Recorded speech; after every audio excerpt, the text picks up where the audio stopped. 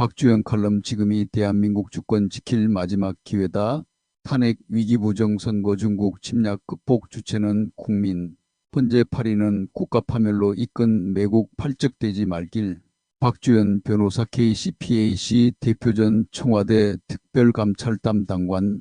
윤석열 대통령이 비상계엄을 선포한 이후 불법 체포와 구속 그리고 대통령 탄핵 심판 과정에서 한국 사회 곳곳에 뿌리 박힌 반국가 세력과 부정부패가 드러나고 있다. 한편 그와 동시에 국민 사이에서는 나라가 이렇게 썩었음에 대한 대각성이 이어지고 있다.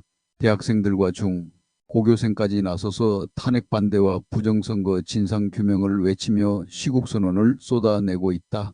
계엄군 투입 이후 잠잠했던 여론 조작이 다시 가동되었는지 대통령 지지율이 52% 이상을 넘지 못하게 막고 있으나 이른바 계몽령을 한 윤 대통령에 대한 지지율은 최소 60%는 이미 넘어섰다.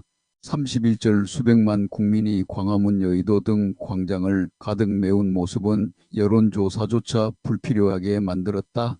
국민을 광장으로 이끈 핵심은 바로 중국의 침략과 부정선거다. 이번 위기 상황에서 정치, 경제, 언론, 경찰, 심지어 헌법재판소에 이르기까지 중국 세력이 미치지 않은 곳이 없음이 드러났다. 중국은 JTBC처럼 텐센트가 1,000억 원 투자를 하는 직접적인 형태도 있지만 한국 기업의 대주주가 되거나 대주주의 대주주가 되는 것과 같은 간접적이고 은밀한 방법으로 기업을 장악하기도 했다. 이제는 동방명주와 같은 비밀경찰서를 두며 활동하는 것에서 벗어나 헌재 내 재판연구 간의 중국 국적 혹은 화교 논란에서처럼 국가의 근간을 이루는 기관에조차 중국이 침투해 있다.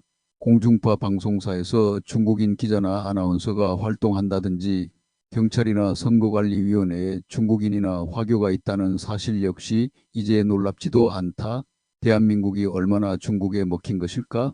화교나 중국인들은 대한민국을 위한 존재가 아니라 중국이라는 외세의 이익을 대변하는 역할을 한다. 이들이 공개적으로 드러난 것은 중국의 대대한민국 정책이 조용한 침공 단계를 넘어 공개, 침공 단계에 진입했음을 보여준다. 중국의 한국 침공 핵심은 바로 대한민국 선관위 장악이다. 중국의 통일 전선 공작부는 오랫동안 대만 한국의 중국 속국화 전략으로 부정선거를 준비했고 실행했다. 지난해 4.10 총선 당시 서울시 선관위 건물에서 발견된 의문의 와이파이 신호들 HUAWEIQRPASSBISCAMINO 4.15 총선 전 양정철 전 민주연구원장이 중국 공산당 당교와 협약을 맺고 텐센트를 방문한 사실, 개표 과정에 중국인이 참여한 사실, 선관위 보안 비밀번호가 중국 통치 시스템 번호이자 민원센터 번호 12345였던 점 등은 중국의 개입을 명백히 입증한다.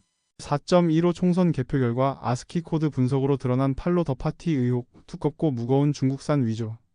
투표지 화웨이와 연루된 선거 장비, 선관위가 공식 유튜브를 통해 독재국가인 중국의 왕후닝 책사주를 내 총리 등 소평 주석을 민주주의와 리더십 득표에서 조명한 것은 이미 중국이 한국 선관위를 장악했고 선관위의 정체성이 중국과 관련이 있음을 확인해 주는 것이다. 전 세계 각 친중 국가의 설립 전초기지 의혹을 받고 있는 AWE 미세계선거기관협의회의 선관위 주도하에 설립되었고 이 기관이 미국의 부패 기관으로 해체 위기에 있는 USAID 미국 부정선거와 관련이 있다고 알려진 도미니온 시스템 스마트매틱스와 인정물적으로 연결되어 있음을 확인하면 경악스러울 정도다. 국민 90% 이상이 반중인데 반에서 친중반 국가적인 행태를 보이는 한국 정치권 역시 너무 실망스럽다. 국민의힘은 부정선거 특별조사위원회나 국정조사부정선거 특별검사 같은 강력한 대응책은 제안조차 하지 않았다. 국민의힘 내부의 친중 성향 인사들과 비겁한 지도부는 그들 정체성 문제에 대한 국민의 의문을 강한 확신으로 바꾸어 놓고 있다. 게다가 국민 여론과 무관하게 대통령 탄핵 이후의 조기 대선 준비에 몰두하고 있다는 소문마저 들린다. 더불어민주당은 그동안 상대 진영의 작은 문제에도 특검과 국정조사를 요구하며 정치적 공세를 펼쳐왔지만 복마전으로 드러난 선관위 문제에 대해서는 철저히 침묵하거나 오히려 선관위를 보호하는 모습이다. 선관위에 대한 비판이 나오면 선관위가 아닌 민주당이 고발에 나서는 상황은 이들이 선관위와 어떤 관계에 있는지 강한 의구심을 품게 만든다. 각종 부패의 중심에 선 김세환 전 선관위 사무총장의 세컨드 폰이 어떤 정치인들과 연결이 있을지는 불문까지다. 이재명의 중국의 쉐쉐 발언이 계속 맴돈다. 이런 와중에 헌재는 윤석열 대통령 탄핵 심판 선고라는 중차대한 결정을 눈앞에 두고 있다. 헌재는 국민의 마지막 기대를 어긋나게 해서는 안 된다. 탄핵에 반대하는 엄청난 여론에도 헌재가 중국 TF장 개평의회라는 비아냥이 그릇되지 않았음을 증명하며 잘못된 결정을 내린다면 헌재 재판관들은 국가를 파멸로 이끈 매국 팔적이 될 수 있음을 잊지 말아야 한다. 팔적의 매국 결정은 한국을 20년간의 독재와 부정선거로 인해 경제가 비폐해지고 국민 삶의 질이 추락하며 1,000만 명 이상의 젊은이들이 나라를 떠난 베네수엘라 꼴이 되게 할 것이다. 우리 후손들에게 남겨질 것은 빈곤과 절망뿐일 것이다.